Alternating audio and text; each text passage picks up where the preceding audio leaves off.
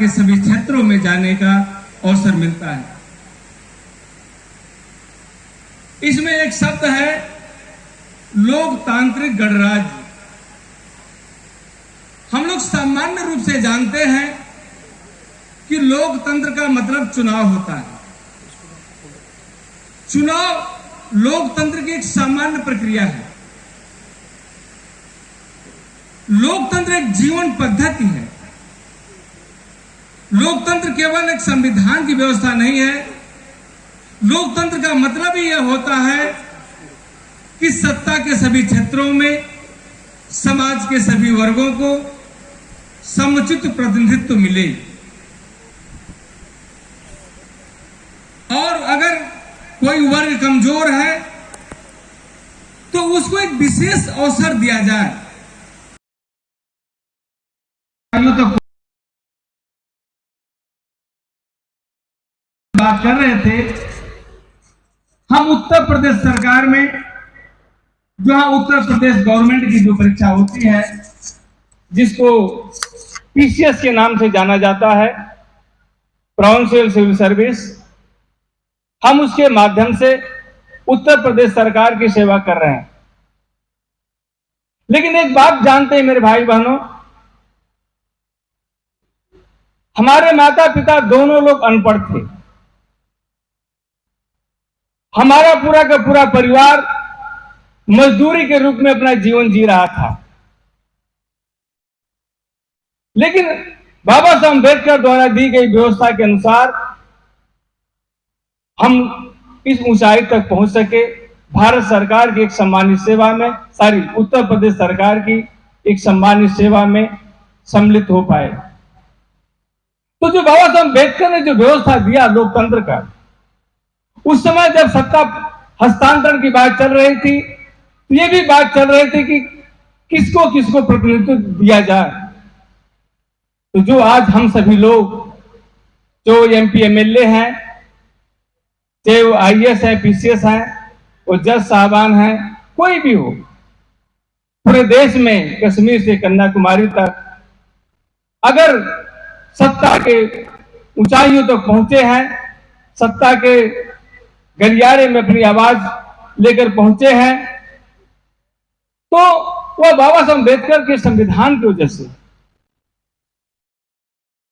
और एक शब्द इसमें बाबा साहब ने और जोड़ा, सामाजिक, आर्थिक और राजनैतिक न्याय। सामाजिक न्याय, इसका क्या मतलब है? सामाजिक न्याय का मतलब बाबा साहब अम्बेडकर का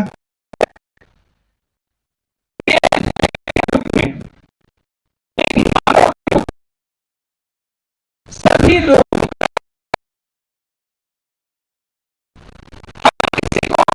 इस आधार पर हीन नहीं कह सकते, उसके साथ नीच नहीं कह सकते, क्योंकि वह किसी वर्ग विशेष में पैदा हुआ है।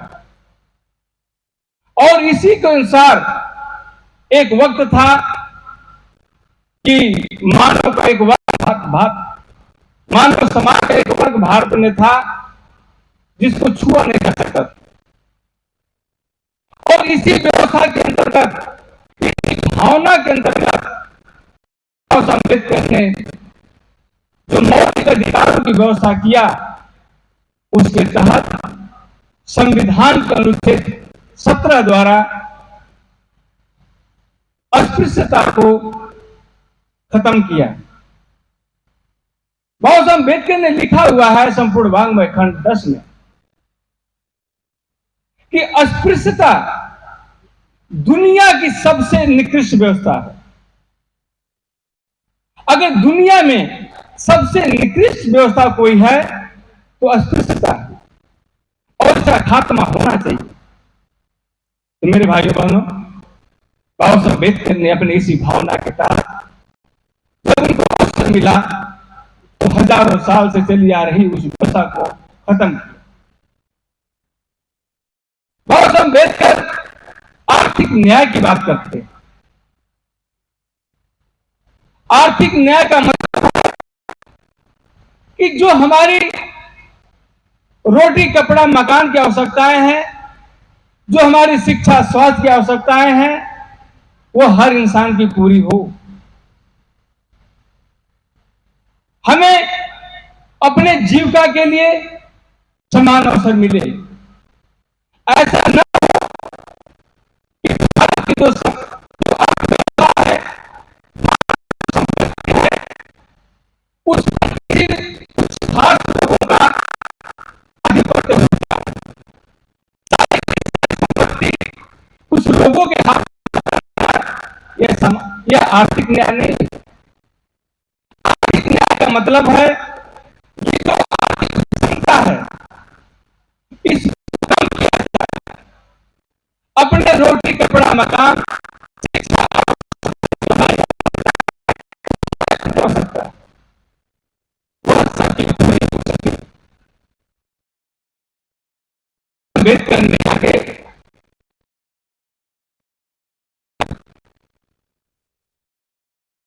राजनीतिक न्याय क्या है? आज बाबा साहब अम्बेडकर जब संविधान लिख रहे थे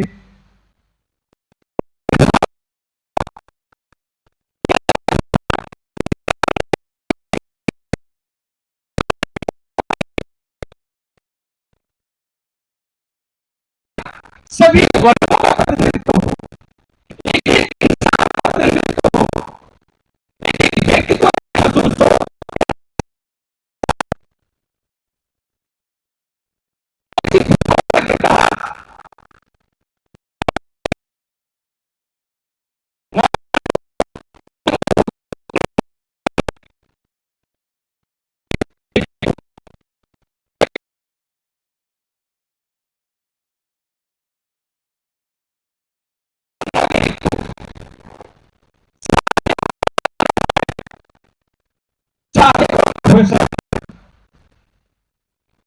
भारत का सबसे गरीब आदमी है से भारत का सबसे अमीर आदमी है, सबको एक वोट देने का अधिकार है। तो बाबा साहब अम्बेडकर से जब पूछा गया था कि सभी लोगों को वोट देने का अधिकार क्यों दिया जाए,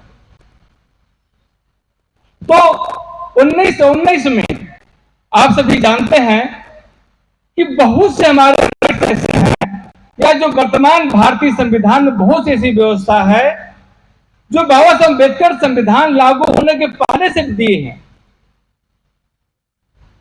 1919 में ब्रिटिश गवर्नमेंट थी भारत में। उस समय साउथ बरो एक ब्रिटिश गवर्नमेंट के अफसर थे, उनकी अध्यक्षता में कमेटी बनी थी, मताधिकार कमेटी। उस कमेटी में बाबा साहब अम्बेडकर इस बात पर अपने विचार रख रहे थे कि भारत में किसको किसको वोट देने का अधिकार दिया जाए। तो बाबा साहब अम्बेडकर ने वहां दलील दिया था कि भारत में रहने वाले हर व्यक्ति को एक वोट देने का अधिकार दिया जाए। अगर इस देश की जनता अगर उसको वोट देने का अधिकार नहीं होगा और अगर सरकार उसके हित में बात नहीं कर रही है, सरकार जनता के भलाई के लिए योजनाएं नहीं बना रही है, तो वह देश की जनता अपना रिएक्शन कैसे शो करेगी? वह जनता उस सरकार से खुश है या नाराज है, अपनी बात कैसे रखेगी? तो जो वोट देने की व्यवस्था बाबा साहब अम्बेडकर ने किया, भारत के में रहने वाले हर नागरिक को, वह किसी भी धर्म का है, किसी भी जात का है, किसी भी भाषा का बोलने वाला है, उसको एक वोट देने का अधिकार इसलिए दिया गया कि अगर सरकार उसकी बात को नहीं सुनती है, सरकार उसकी भलाई के लिए बात नहीं करती है, तो उस देश की जनता, उस प्रदेश की जनता उस सरकार को बदल सके। मेरे भाइयों बहनों, बाबा साहब अम्बेडकर जो आज हम लोग जो बातें कर पा रहे हैं, इसको कहते हैं, इसमें एक शब्द है विचार अभिव्यक्ति की स्वतंत्रता। विचार अभिव्यक्ति का मतलब होता है कि संवैधानिक रूप से किसी वर्ग के खिलाफ बिना शब्द प्रयोग किए हम अपनी बात को रख सकते हैं। हमें किसी की किसी के खिलाफ बोलने का अधिकार नहीं है, लेकिन हमें अपनी बात रखने का अधिकार है और ये हर वर्ग को है। और उसी के तहत जो आज हम लोग बातें कर पा रहे हैं वह उस जो विचार व्यक्ति है उसी के अनुसार आज हम लोग बातें कर पा रहे हैं। उसी की देन है कि हम यूपी के वाराणसी से आकर के बाबा साहब अम्बेडकर की धरती पर अपनी बात रख पा रहे हैं। जो बाबा साहब अम्बेडकर ने यहां विचार अभिव्यक्ति की स्वतंत्रता दिया हुआ, बाबा साहब अम्बेडकर ने व्यवस्था दिया हुआ है। क्योंकि भारत विविधताओं का देश है, यहां अलग अलग धर्म के लोग, अलग अलग विचारधारा के लोग रहते हैं। तो बाबा साहब अम्बेडकर ने कहा है कि विविधता ही हमारी पहचान है। हम कभी एक विचारधारा के नहीं रहने वाले हैं। हम जैसे अपनी विचारधारा का सम्मान करते हैं, ऐसे ही हम दूसरे की विचारधारा का भी सम्मान करते हैं और हमें करना चाहिए। इसीलिए संविधान के अनुच्छेद 25 से लेकर 28 तक वो सत्य बाबा साहब अम्बेडकर ने धार्मिक स्वतंत्रता का अधिकार हम सबको दिया हुआ।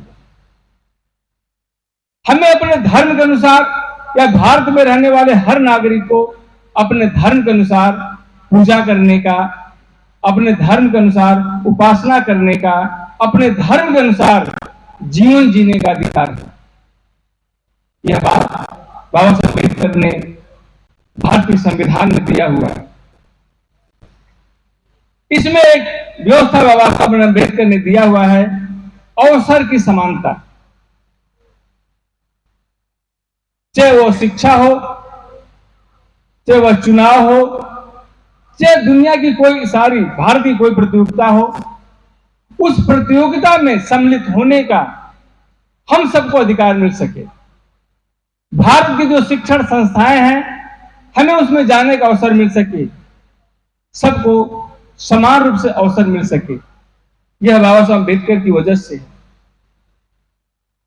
बाबा साहब अम्बेडकर ने इसमें लिखा है, राष्ट्र की एकता और अखंडता और बंधुता को बढ़ाने के लिए हमें विचार चाहिए। मेरे भाइयों बहनों, हम इस बात की एक बात करते हैं कि हम संविधान से बहुत चीजें बना सकते हैं, लेकिन बहुत सी चीजें ऐसी होती हैं वह संविधान से नहीं बनती है, वह आपसी भाईचारे से बनती है। और भारत की एकता और अखंडता को सुनिश्चित करने के लिए, उसको बनाए रखने के लिए जो सबसे महत्वपूर्ण चीज है वह बंधुत्व है, वह भाईचारा है। और बंधुत्व इस देश की जो जनता है, इस देश के जो नागरिक हैं, उनको बनाने की जिम्मेदारी उन्हीं की। अब बात आती है, बस 2 लाइन में अपनी बात रखेंगे, बस 2 मिनट और प्लीज, कि इतनी भारत के संविधान को दुनिया में सर्वश्रेष्ठ संविधान कहा गया। और जब सर्वश्रेष्ठ संविधान कहा गया, इसको केवल नियमों का संग्रह नहीं कहा गया है, इसको मानवता का दस्तावेज कहा गया। अब ये बात आती है कि ये बात, इतनी महान विचार बाबा साहब के अंदर आए कहां से? तो उसका श्रेय तथागत को है, उसका श्रेय कबीर को है, उसका श्रेय फूले दंपत को है। इन महापुरुषों की वजह से जो बाबा साहब के अंदर जो लोकतंत्र की भावना पैदा हुई, जो समता स्वतंत्रता की भावना पैदा हुई, जो मानव गरिमा की भावना पैदा हुई, उन सारी चीजों को समेटते हुए, उन सारी चीजों को अपने आप में, अपने जीवन में उतारते हुए वो सत्य बाबा साहब अम्बेडकर ने भारत का संविधान दिया है। और इसीलिए भारत का संविधान दुनिया का सबसे महान संविधान है। हम सभी उसके अनुयायी हैं। आज हम पुनः ऐसे महामानव को हम नमन करते हैं। हम महाराष्ट्र की धरती को नमन करते हैं। हम इस सभा में आए हुए सभी भाइयों बहनों के प्रति आभारी हैं कि आप लोगों ने हमें प्यार दिया, सम्मान दिया, अपने बीच अपनी बात रखने का अवसर दिया। हम बहुत आभारी हैं। हम आभारी हैं अपने परम पूज्य भंते कारुणिक का, परम पूज्य भंते प्रियदर्शी का, जिनके माध्यम से, जिसकी वजह से हम आपके बीच आ सके। हम आप सबके उज्जवल भविष्य की कामना करते हैं। पुनः सभी महापुरुषों को नमन और इसी के साथ अपनी वाणी को विराम देते हैं। आप सभी को एक स्वर से नमो बुद्धाय, जय भीम, सबका मंगल हो, सबका कल्याण हो। साथ साथ साथ।